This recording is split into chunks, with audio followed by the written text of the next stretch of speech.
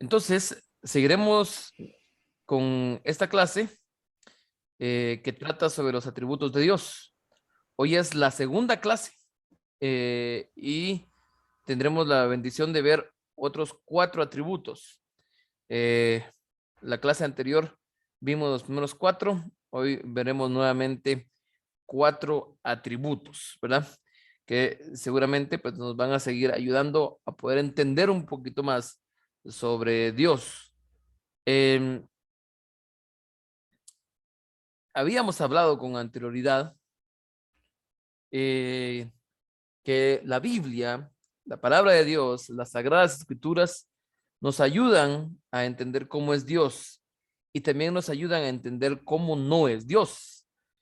Definitivamente, para poder apoyarnos a entenderlo, debemos de apoyarnos de la Biblia.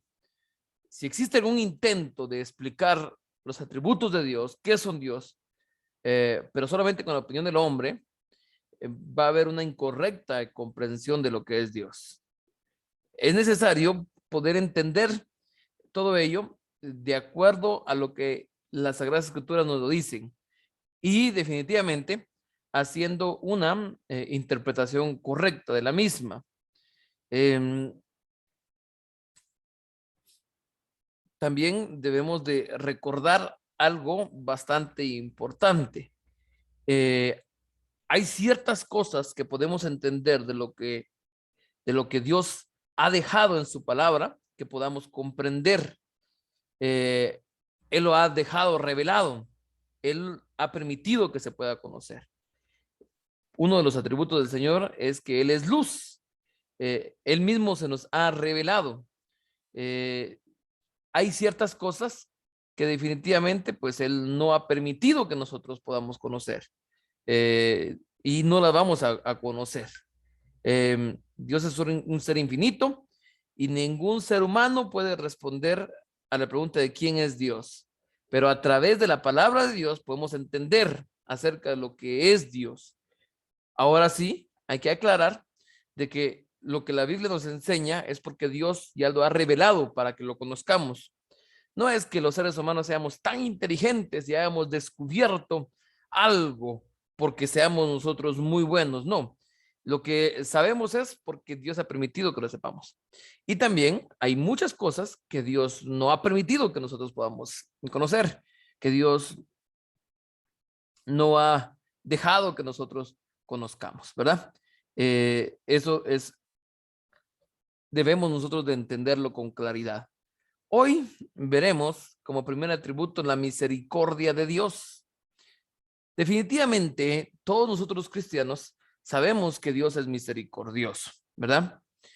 En 2 capítulo 1, versículo 3, la palabra de Dios dice: bendito sea el Dios y Padre de nuestro Señor Jesucristo, Padre de misericordia y Dios de toda consolación. Miren qué interesante lo que podemos ver. Voy a pedirle de favor a alguien que pueda buscarme Éxodo capítulo 34, esos versos del 4 al 7, encender su micrófono y dar lectura. Y después voy a pedir favor que también alguien tenga listo Segunda de Crónicas 5, del 13 al 14. Y cuando termine de leer la primera persona los versículos de Éxodo, me hace favor de darle lectura a los versos de Segunda de Crónicas.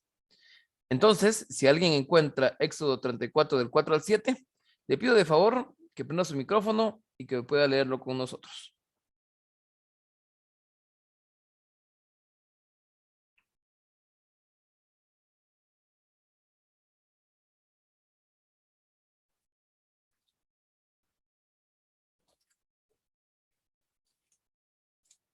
¿Nadie? Bueno, si no, le voy a dar lectura yo por acá. Bueno, pues, ¿no le puede repetir la Con cita bíblica para apoyar?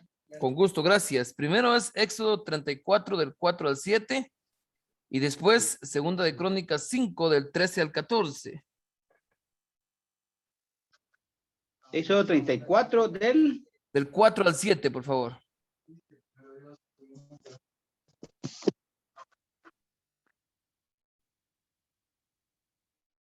No olvidate, Israel, donde más ganas tenemos que echarnos, porque ellos tienen su fama de que son meros alegres. Del 4 en adelante, 7, ¿verdad? Por favor. Todos los del noveno. ¿En el noveno cuáles van? Dice la palabra de Dios, y Moisés alisó 2 tablas de piedra como las primeras, y se levantó de mañana y subió al monte Sinaí, como le mandó Jehová, y llevó en su mano las 2 tablas de piedra. Y Jehová descendió en la nube y estuvo ahí con él, proclamando el nombre de Jehová.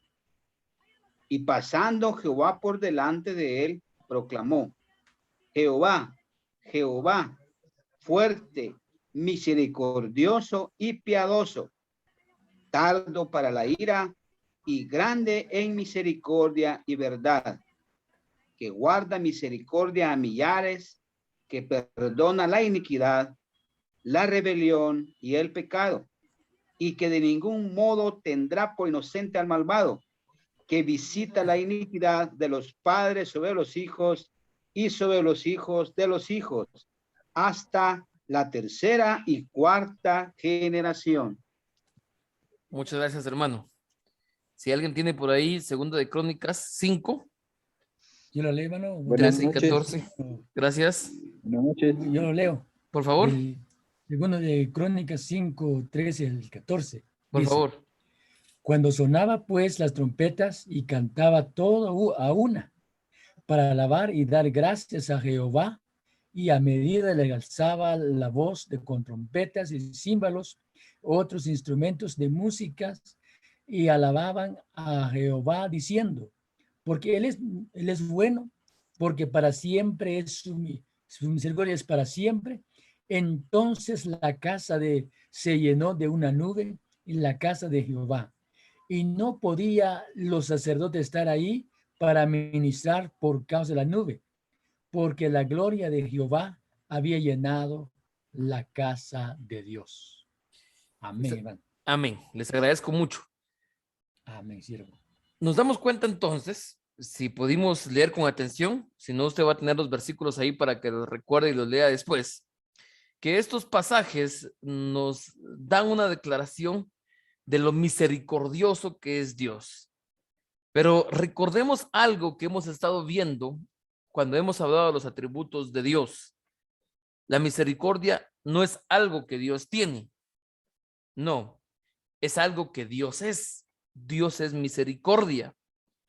Si habláramos que Dios tiene misericordia, podríamos hablar entonces que también podría perderla temporalmente o terminársela, agotarla. Podría disminuirse o podría incrementarse, pero no es así, porque la misericordia es algo que Dios es.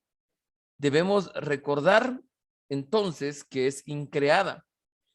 La misericordia de Dios no tiene origen.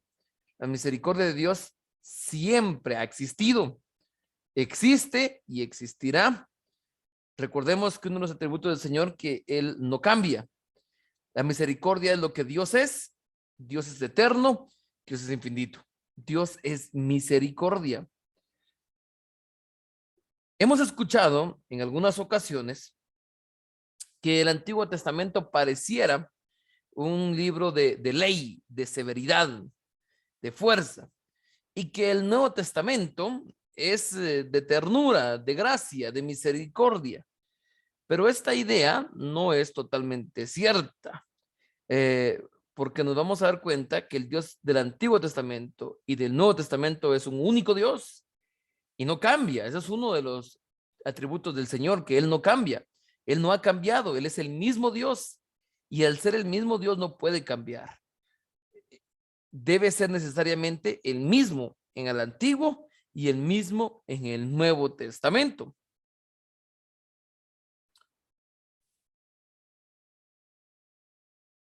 Les decía anteriormente de esta mala enseñanza que se da, pero que realmente no tiene certeza en su totalidad.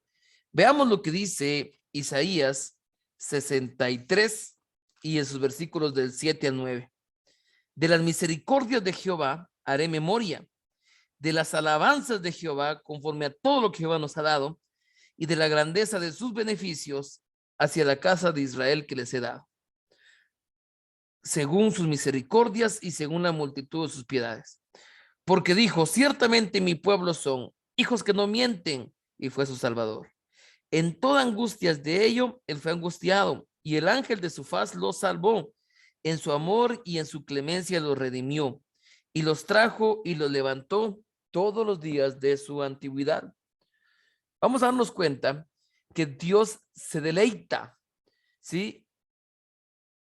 Pero también sufre con sus amigos. Él no se deleita en el sufrimiento de sus enemigos. No lo es así. Dice Ezequiel 33:11, vivo yo, dice Jehová, el Señor, que no quiero que la muerte del impío, sino que vuelva el impío de su camino y que viva. Porque ese sentimiento, por la misericordia de Dios. Dios nunca menosprecia ni se regocija a ver que alguien se retuerce de su dolor. Dios no es ese ser malvado que está ahí alejado de la humanidad, viendo cómo sufre los seres humanos. No, porque su misericordia es grande. Si Dios tiene que castigar, Él no se agrada del castigo. Él mismo dice, no quiero la muerte del impío, dice este versículo. Hay algo que también debemos de entender. Podemos nosotros los seres humanos enorgullecernos de decir que somos misericordiosos. Hay una cantidad de personas que son muy misericordiosas, mientras que están en su cama, mientras que están en sus salas, mientras que están en sus automóviles, tienen compasión, ¿verdad? Pero veamos lo que dice la diapositiva que usted está viendo conmigo. En paréntesis, un sustantivo, tienen compasión, pero hay una diferencia entre tener compasión y entre compadecerse en verbo. ¿Qué significa eso? Las personas que leen el periódico acerca de alguien o acerca de algo y dicen lo siguiente, oh no, es terrible, a esa pobre familia se le incendió la casa, o está en la calle, no tiene a dónde ir, o escuchan algo en la radio, miran algo en el internet, en la televisión, y entonces son muy compasivos por un ratito de tiempo, pero no se compadecen, no hacen algo. O sea, es diferente ser compasivo a realizar esa compasión, a llevarla a la acción. Muchos seres humanos, pues nos entra el sentimiento, pero no hacemos nada al respecto. La compasión de Dios es diferente. La condición de Dios es activa. Por ejemplo, lo hizo al enviar a Moisés para liberar a los hijos de Israel. Cuando Dios se compadece, Dios actúa. Cuando Dios tiene misericordia, lleva su misericordia a la acción. La misericordia de Dios nunca ha sido más que ahora. No será menos que ahora, ¿sí? No creamos nosotros o pensamos en aquel tiempo Dios era misericordioso. Recuérdese que uno de los atributos de Dios es que Él nunca cambia. No imagine que cuando llegue el día del juicio, en lo último del tiempo, Dios desconectará su misericordia, así como cuando el sol se oculta detrás de una nube, o como usted cierra una canilla, un lugar. No piense ni por un minuto que la misericordia de Dios dejará de existir. No es así. La misericordia de Dios nunca ha sido más ni menos que ahora, porque lo infinito no puede dejar de ser infinito y lo perfecto no puede admitir una imperfección. Todos los atributos de Dios van de la mano. Si hemos dicho que uno de los atributos del Señor es que Él nunca cambia, eso también tiene que ver con este atributo de la misericordia de Dios. Dios no fue más misericordioso antes de lo que es ahora. Dios siempre ha sido misericordioso. Nada que ocurra puede incrementar la misericordia de Dios, ni tampoco puede disminuir la misericordia de Dios. No puede alterar la misericordia de Dios. No puede hacerla más grande ni más pequeña. La misericordia de Dios siempre es la misma. Este es uno de los atributos de nuestro Dios. Hay que recordarse también que ningún atributo de Dios es mayor que otro. Si no creamos nosotros que ni uno es más grande que otro, ¿sí? Todos los atributos de Dios son simplemente Dios. Es imposible que algo de Dios pueda ser mayor que otra cosa de Dios. Nosotros, para poder entender a Dios, dividimos los atributos y los dividimos en dos partes, los comunicables y los incomunicables. Y después les ponemos nombre, la omnipresencia, la omnisciencia y los atributos. Pero Dios no tiene partes. Dios es Dios perfecto, Dios completo. Eso nosotros lo hacemos para poder entenderlo, ¿sí? Es imposible que algo de Dios pueda ser mayor que otra cosa de Dios. No podemos nosotros verlo de esa manera. Hay atributos de Dios, eso sí es cierto, que en algún momento de nuestras vidas pueden necesitarse más que otros por las diferentes ocasiones que estamos viviendo. Pero es porque nosotros lo estamos necesitando de esa manera. No es porque Dios en ese momento lo esté presentando más que otro.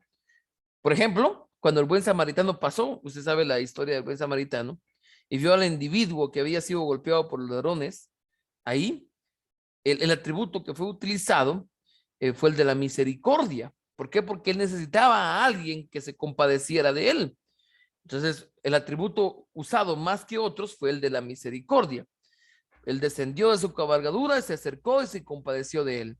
Eso era lo que necesitaba en ese momento. Pero no es porque otro atributo sea más que otro, es porque ese se necesitaba. Y en ocasiones eso pasa también en la vida de nosotros los cristianos o en la vida de las iglesias, en la vida de las comunidades.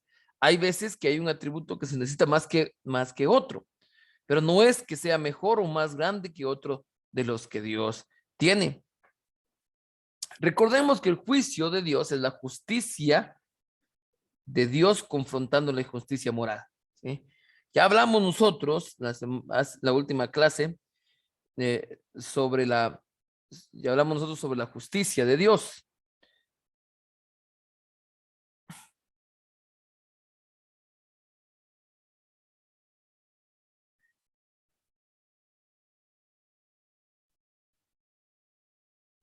Continúen, hermanos.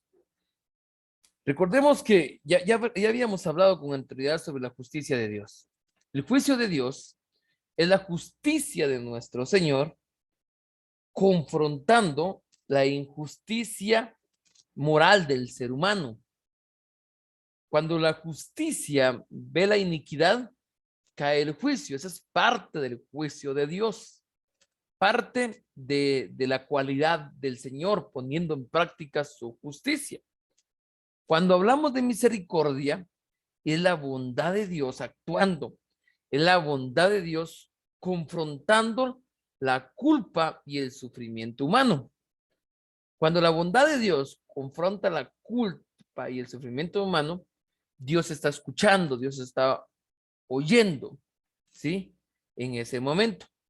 Y el clamor, así como dice esta parte, y el balido del cordero llega a su oído, y el gemido del bebé llega a su corazón, y el clamor de Israel sube hasta su trono.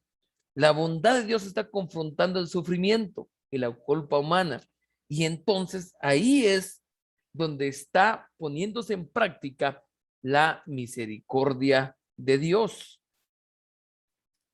Todos los seres humanos somos destinatarios de la misericordia de Dios. Todos los seres humanos recibimos la misericordia de Dios. No pensemos nosotros que hasta que nos hemos arrepentido, hasta que hemos dejado atrás nuestro pasado, fue cuando comenzamos a recibir la misericordia de Dios. No es así. La misericordia ya había estado operando en nuestra vida desde hace mucho tiempo. ¿Recuerdas lo que dice Lamentaciones 3:22? Por la misericordia de Jehová no hemos sido consumidos, ¿sí? Porque nunca decayeron sus misericordias, dice Lamentaciones 3:22. Recordemos entonces que si no hubieran sido parte de la misericordia de Dios, si Dios no se hubiera complacido de nosotros, tal vez no hubiéramos llegado a ese momento en el cual hubiéramos conocido a Cristo, ¿verdad? Todos somos parte entonces de la misericordia de Dios. Esta es la teología cristiana. Cualquiera que sea la denominación que nosotros profesemos, lo que nosotros necesitamos para ir al cielo, no son más, no son cosas externas o exteriores sino lo que necesitamos pedir al cielo es la misericordia de Dios. Si Dios no actuara misericordiosamente para nosotros, no tuviéramos su favor y su gracia y no pudiéramos alcanzar la salvación. Eso es lo que enseña la Biblia. La justificación significa que la misericordia y la justicia colaboran a fin que cuando Dios se da la vuelta y ve la iniquidad, Dios ve al hombre de iniquidad condenándose a la cruz. Él ya no ve más la iniquidad, sino la justicia. Y así somos nosotros entonces justificados por fe, ¿verdad? Lo que nosotros necesitamos es la misericordia de Dios actuando. Eso es entonces la misericordia de Dios.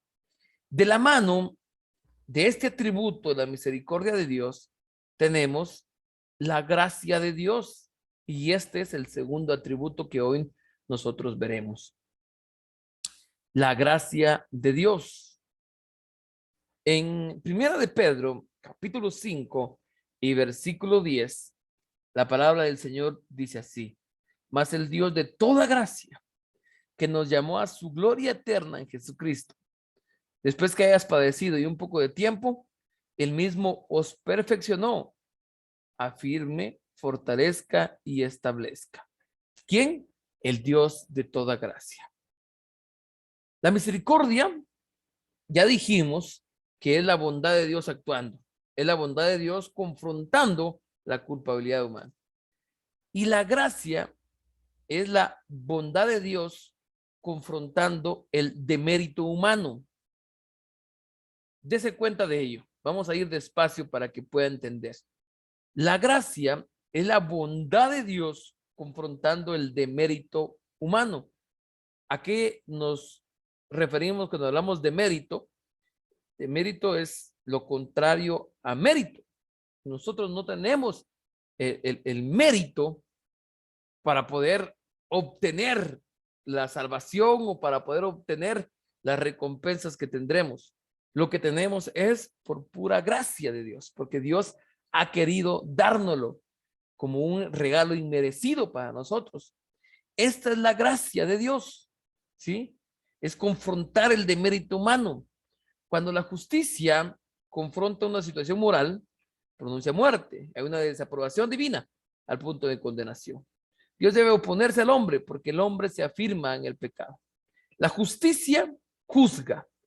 La bondad de Dios otorga bienaventuranzas, incluso a quienes no lo merecen, sino que tienen un demérito específico. Y esa bienaventuranza es la gracia. Eso es entonces la gracia del Señor. A eso nos referimos cuando hablamos de este atributo de la gracia de Dios. La gracia, si lo quisiéramos ver de esta manera, es un placer de Dios. Y es como Dios es. Dios es gracia. Al igual que Dios es misericordia, Dios es gracia. ¿Sí? Hemos estado hablando continuamente en estas lecciones que hay del gran problema de la iglesia en la actualidad. Y es la pérdida del concepto real de cómo es Dios, de quién es Dios. Y si nosotros pudiéramos ver a restaurarlo, podríamos tener un ejército de predicadores yendo y viniendo por el país, predicando acerca de lo que es Dios. Pastores y maestros comenzarían nuevamente a decirles a la gente cómo es Dios. Eso le daría una fuerza y un fundamento a nuestra fe.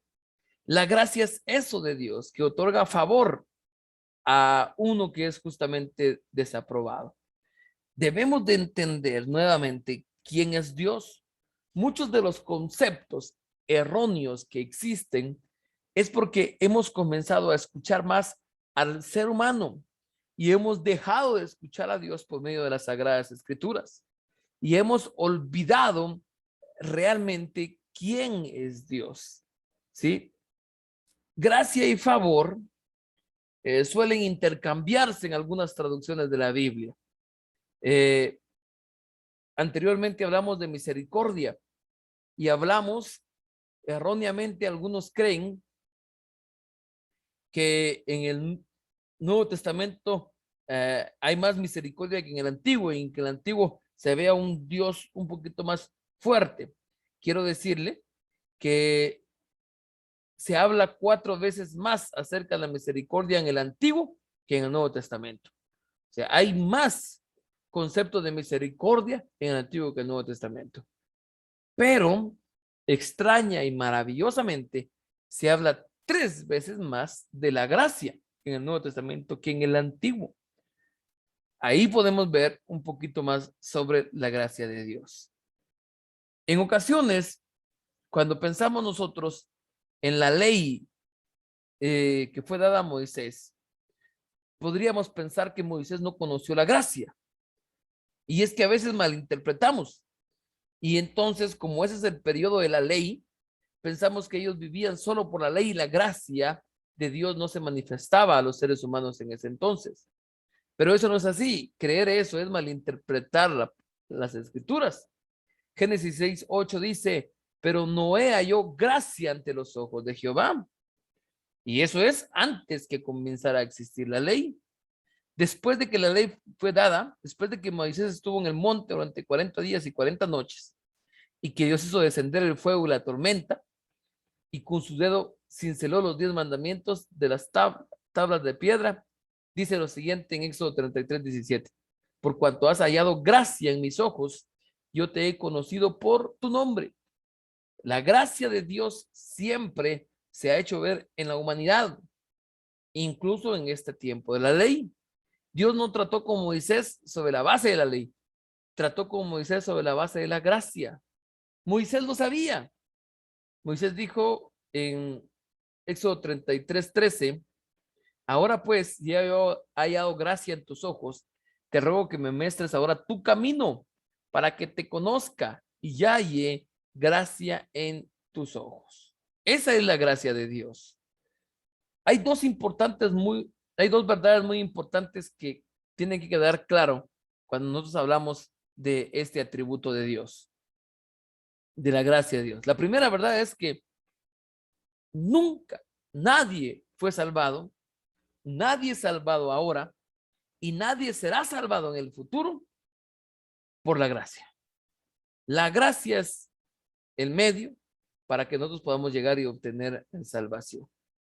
Antes de Moisés, nadie fue salvado por gracia. Durante el tiempo de Moisés, nadie fue salvado excepto por gracia. Después de Moisés y antes de la cruz y después de la cruz y desde la cruz y desde toda esta dispensación, ese tiempo que estamos viviendo, durante cualquier tiempo, cualquier parte, desde que Abel ofreció su primer cordero ante Dios, nadie fue salvado jamás de ninguna otra manera que por la gracia.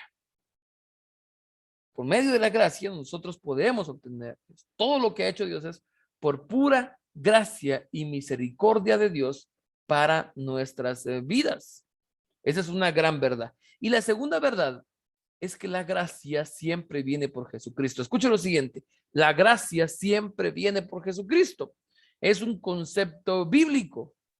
La ley fue dada por Moisés, pero la gracia vino por Jesucristo. Escuche lo siguiente, eso no significa que antes de que Jesús naciera de María no había gracia. Eso es olvidar la eternidad de Jesucristo. Dios trató en gracia con la humanidad, mirando hacia la encarnación y muerte de Jesús antes incluso que Cristo viniera. Ahora, desde que Él vino y fue a la diestra del Padre, Dios vuelve a mirar hacia la cruz cuando nosotros nos volvemos a mirar. Todos los seres humanos, desde Abel en adelante, fueron salvados mirando hacia la cruz. La gracia vino por medio de Jesucristo. La gracia no vino cuando Cristo nació en un pesebre, no vino cuando Cristo fue bautizado o ungido por el Espíritu, no vino cuando Él murió en la cruz, ni vino cuando resucitó a los muertos. Esas fueron acciones en las cuales mostró su gracia, pero no vino hasta ese momento. No vino cuando Él fue a la diestra del Padre. La gracia vino desde los remotos comienzos por medio de Jesucristo, el Hijo eterno, y fue manifestado como en otras ocasiones, pero en ese momento fue manifestado en la cruz del Calvario, en ardientes sangre y lágrimas y sudor y muerte, pero siempre ha estado operando desde el principio. Entonces, hay dos verdades que tenemos que entender cuando hablamos de gracia. La primera es que nunca nadie ha sido salvado sino es por el medio de la gracia. Y la segunda verdad es que la gracia siempre viene y siempre ha venido por Jesucristo, ¿verdad? Por Jesucristo. Veamos este ejemplo. Cuando alguien en la casa está barriendo, está sacando polvo, pues hay polvo negro, hay polvo gris, hay color claro, todo es polvo y al final de todo va por la escoba y todo va a salir. No porque algo sea diferente al otro. Cuando Dios mira a la humanidad, ve también que algunos moralmente son más claros que otros. Algunos son muy oscuros, algunos pues, son un poquito más grises y algunos pues son un poquito más blancos. Pero al final de todo es polvo y todo va delante de la escoba. ¿Qué quiere decir esto? ¿Por qué este ejemplo? La gracia de Dios está operando hacia todos. No creamos nosotros que porque alguien tal vez tiene algunos pecados más evidentes que otros, podríamos decir, la gracia de él actúa más hacia él. No, la gracia de Dios actúa hacia todos, hacia todos. Cuando la gracia de Dios entra en operación por medio de la fe que nosotros tenemos en Jesucristo, acontece entonces el nuevo nacimiento. La gracia de Dios retrasa el juicio que vendría hasta que Dios en su bondad haya dado a todos una oportunidad de arrepentirse. Esa es la gracia de Dios. Terminemos viendo sobre este atributo de la gracia, pensando de estas dos maneras respecto a la gracia de Dios. Si quisiéramos nosotros tratar la manera de entender sobre la gracia de Dios, veámoslo de esas dos maneras. Uno, mirarse a sí mismo y ver cuán pecadores somos. Y decir entonces, la gracia de Dios es grande, ¿sí? Es inmenso, ¿verdad? Para perdonar a un pecador como yo. Esa es una manera, ¿sí? Y es una buena manera de cómo poder entender la gracia. Hay otra manera de pensar en la gracia de Dios. Y es pensar en ella como la manera en que Dios, en que es Dios, con la manera en que es Dios, como Dios siendo Dios. Cuando Dios muestra su gracia a un pecador, Él no está siendo dramático, sencillamente Él está actuando como es Dios. Dios nunca va a actuar de otra manera diferente a la manera de Él, porque Él es Dios. Cuando un pecador encuentra el perdón de Dios, encuentra la gracia de Dios en Cristo Jesús. Cuando Dios juzga al hombre, actúa como Él mismo juzgando al hombre, así como es Dios. Y cuando Dios muestra amor a la raza humana, actúan como Él es mismo Dios, como el amor de Dios. Cuando Dios muestra el juicio a los ángeles que no guardaron su dignidad, actuó como Él mismo es. Esa es entonces la gracia de Dios. Hemos visto entonces hasta el momento la misericordia y la gracia de Dios, ¿verdad? Que otros puedan compartir. Veamos ahora entonces este atributo, la omnipresencia de Dios. Hechos capítulo 17, versículos 27 y 28. Para que busquen a Dios, si en alguna manera, palpando, puedan hallarle, aunque ciertamente no está lejos de cada uno de nosotros, porque en Él vivimos, nos movemos y somos. Aunque este es uno de los atributos tal vez un poquito más conocidos y nos gusta mucho de Dios, a veces no es un atributo comprendido en su totalidad. Vamos a ver por qué. Que Dios es omnipotente, se cree, por supuesto. Todas las iglesias bíblicas entendemos eso, que Dios es omnipotente. La omnipresencia significa sencillamente que Dios está en todo lugar, ¿verdad? Que Dios está presente en todo lugar. Dios está cerca, Dios está en todo lugar. Él está cerca de todos, de todo y de todos. Escuchen lo siguiente, Él está cerca de todo y de todos. Cada vez que los científicos dicen que encontraron una nueva galaxia, eso no demerita lo que creemos en Dios. Lo contrario, decimos, wow, tan grande es Dios, porque Él está cerca de todo y de todos. Él está aquí. Él está junto a usted, donde sea que está en este momento, y está cerca de mí, y está conmigo. ¿Sí? Si alguien dice, oh Dios, ¿dónde está? El Señor está ahí, donde usted está. ¿Sí? El Señor podría decirle, estoy aquí, estoy a tu lado, estoy cerca, estoy en todo lugar. Eso es lo que dice la Biblia, ¿verdad? Esa es la omnipresencia de Dios. A eso se refiere cuando nosotros hablamos de omnipresencia de Dios, ¿verdad? Dios está cercano en todas partes del universo, ¿sí? Cuando hablamos de cosas espirituales y entendemos y pensamos en el espacio, sabemos que Dios está en todo lugar, ¿verdad? Dios es infinito. Dios no mora en el espacio. Escuche lo siguiente. Por eso le decía anteriormente que es un atributo bastante conocido y nos gusta mucho, pero eso es poco comprendido. Dios no mora en el espacio. Hay veces que nosotros miramos al cielo, vamos al espacio y pensamos, ¿dónde es que estará Dios? No, Él no está allá. Él no mora allá. Dios absorbe todo el espacio. Miren lo que dice Jeremías 23:24. ¿No lleno yo, dice Jehová, el cielo y la tierra? ¿Eh? Y eso suena como que si Dios estuviera contenido en el cielo y la tierra. Pero Dios llena el cielo y la tierra como el océano llena un balde que ha sido sumergido en una milla de profundidad. Ese ejemplo del balde es que está lleno del océano, pero el océano rodea el balde en todas las direcciones. Así es Dios. Cuando Dios dice que Él llena el cielo y la tierra, Él lo hace, pero el cielo y la tierra están sumergidas en Dios y en todo el espacio también. O sea, el espacio, todo está sumergido en Dios. Dios es todo, ¿verdad? Dios no está en un lugar. Cuando hablamos de omnipresencia, no es que Dios se apareciera en diferentes lugares, no, Dios está en todo lugar. Eso es lo que significa la presencia de Dios. ¿Por qué es entonces que el mundo piensa que Dios está distante? ¿Por qué las personas creen que Dios está distante? O como dice la canción, muy lejos, más allá del cielo, del cielo, iluminando por las estrellas. Cuando las personas oran, generalmente oran sin la sensación de la cercanía de Dios. Pareciera que oramos viendo a un lejano Dios, sea un lejano Dios, pero pareciera que Dios siempre está en algún otro lugar, pareciera que Dios siempre está lejos. ¿Por qué es esto? ¿Por qué se da esto en el ser humano? Si entendemos que Dios es omnipresente y que Dios está en todo lugar, ¿por qué se da esto?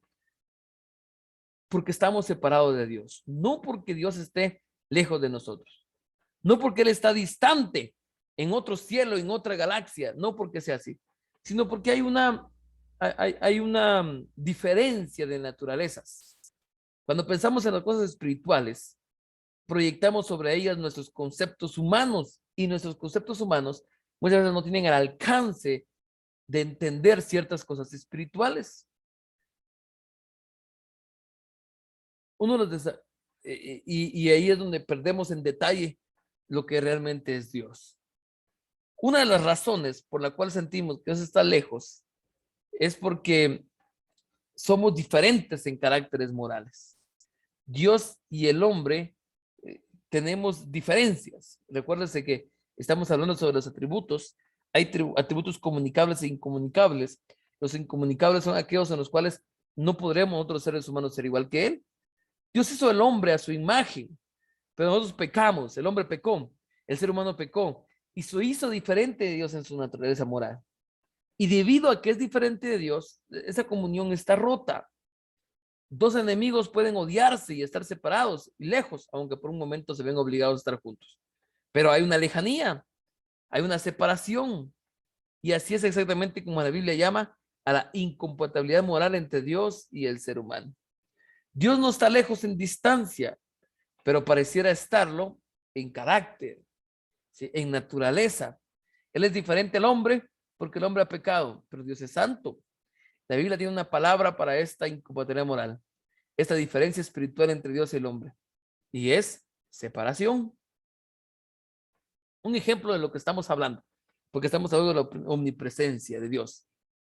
Cuando Jonás rehusó obedecer a Dios, se fue, ¿sí? Se fue, enajenó su corazón y se fue. Se subió a un barco para huir de la presencia de Dios. Miren qué es lo que pensaba Jonás, como muchos de los seres humanos en la actualidad. Él pensaba que podía huir de Dios, ¿verdad? Qué necio de su parte creer que podía huir de Dios.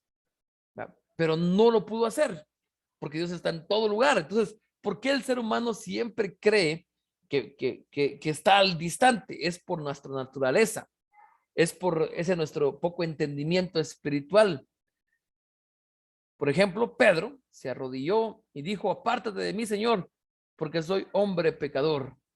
Es el corazón que pone distante entre nosotros y Dios. No es que Dios esté distante, nosotros ponemos distante a Dios. En algún momento se le preguntó a un rabino y se le hace una pregunta teológica y le dice a alguien: yo quiero saber, ¿por qué si Dios conoce todo y Dios está en todo? ¿Por qué cuando Adán pecó, Dios vino y le preguntó: ¿dónde estás, Adán? Adán, ¿dónde estás? ¿Por qué?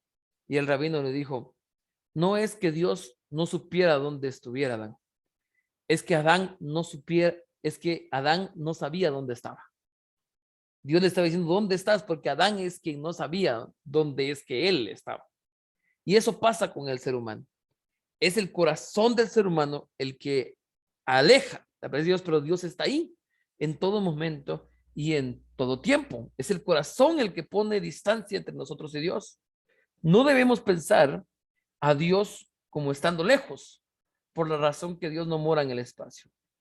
Dice 2 de Crónicas 2:6, y los cielos de los cielos no pueden contenerlo.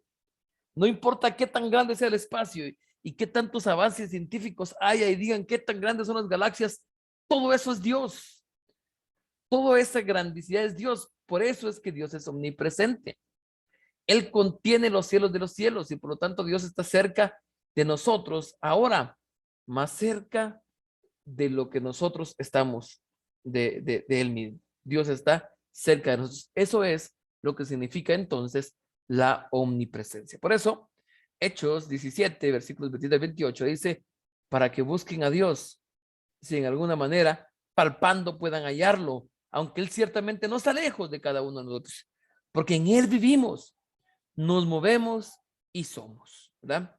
Eso es lo que es Dios. Esa es entonces la omnipresencia de Dios.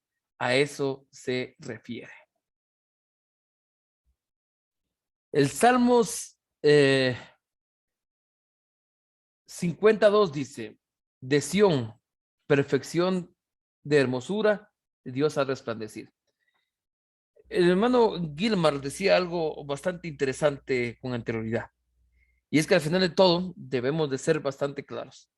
No podemos entender todo acerca de Dios. No vamos a poder entenderlo todo al final. Aunque intentamos hacerlo, pues no vamos a poder hacerlo, ¿verdad? Y lo mismo pasa cuando nosotros hablamos, por ejemplo, de la perfección de Dios. Ha habido algo en la actualidad y ha habido algo en la actualidad y es que se ha perdido algunas cosas. Hemos estado hablando de las verdades de Dios. Hemos perdido cierta conciencia y parte de eso es también que se ha perdido un poco sobre lo invisible y sobre lo eterno. El mundo pareciera que en la actualidad, está muy centrado en el ser humano, está muy centrado en el yo. El mundo está demasiado con nosotros y entonces lo invisible y lo eterno parece estar muy olvidado. Difícilmente alguien pudiera hablar con mucha fe, como lo hizo el apóstol Pablo, ¿verdad? Difícilmente alguien pudiera decir como hizo el apóstol Pablo y decir: no sé qué hacer, si seguir viviendo o irme con el Señor, porque todo eso de lo visible y lo invisible, porque todo eso de lo eterno parece que se ha quedado atrás. esa conciencia la hemos olvidado. Estamos muy centrados en el presente. Anhelamos mucho las bendiciones de ahora. Anhelamos mucho el recibir la recompensa de Dios en la actualidad, ¿verdad? Tomamos conciencia breves de esas cosas cuando alguien muere y decimos, oh, va a lo eterno. Pero la iglesia ha perdido la conciencia de la divina presencia y hasta incluso el concepto de la majestad. Eso debemos nosotros de poder tenerlo bastante claro, ¿verdad? El cristiano moderno ha perdido el sentido incluso de la adoración junto con el concepto de la majestad del Señor. Y eso hace también que se pierda cierta reverencia a Dios. La iglesia se ha vuelto muy antropológica, muy del ser humano. Ha perdido su capacidad de hacer una introspección y tener comunión con Dios, ¿sí? En el santuario, en un lugar secreto, profundo de su propio espiritual. Esto es lo que hace el cristianismo. Y no hemos hecho más que perderlo. Añadimos números, pero perdemos el temor. Multiplicamos escuelas, pero perdemos la conciencia de lo invisible. Toneladas de literatura son difundidas, por supuesto, pero sin conciencia de la omnipresencia de Dios. Hay mejor comunicación, pero no hay que comunicar.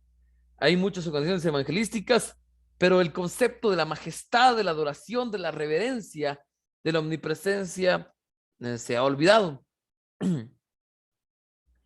Dios no está en la cumbre. Dios no está en la cumbre máxima. Dios no está en la cumbre máxima de una siempre ascendente perfección del ser.